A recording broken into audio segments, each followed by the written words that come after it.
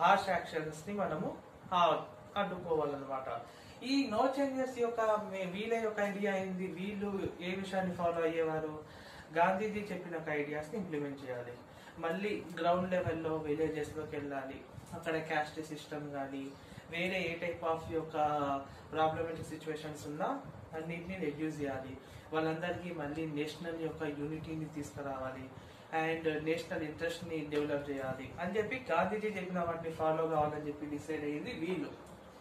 And లేదు ఏదో ఒక చేంజ్ చెయ్యాలి ఇంటర్ కౌన్సిల్స్ ద్వారా అని చెప్పి స్వరాజిస్టులు డిసైడ్ అయ్యారు. ఓకేనా?